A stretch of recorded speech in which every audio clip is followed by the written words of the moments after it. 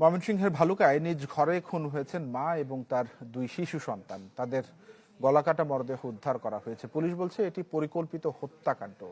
জিজ্ঞাসাবাদের জন্য স্বামী রফিকুলকে আটক করা হয়েছে। আর ঘটনার পর থেকেই পলাতক রয়েছে দেবর নজরুল। স্ত্রী ও দুই শিশু সন্তান নিয়ে ময়মনসিংহের ভালুকার পৌর শহরে ভাড়া থাকতেন পোশাক শ্রমিক রফিকুল। সাথে থাকতেন ছোট ভাই নজরুল। নাইট ডিউটি করে সোমবার সকালে বাসায় এসে ঘরে তালা দেখতে পান রফিকুল।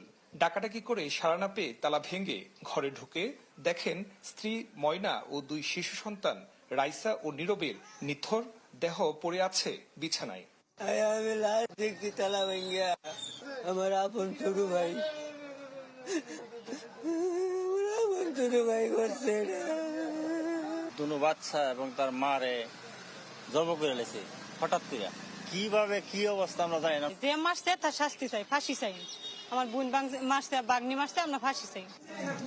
এটি পরিকল্পিত হত্যাকাণ্ড বলছে পুলিশ। ঘটনার পর থেকেই পলাতক রফিকুলের ভাই নজরুল। ধারণা করছে যে তাদের ভিতরে কোনো পারিবারিক কোনো থাকতে পারে, বিরোধ থাকতে পারে, সেই সূত্র ধরে হত্যাকাণ্ড হতে পারে। এর পাশাপাশি যদি অন্য কিছু থাকে সেটা আমরা সার্বিক তদন্তের পরে আপনাদেরকে জানাতে পারবো। কেন কি কারণে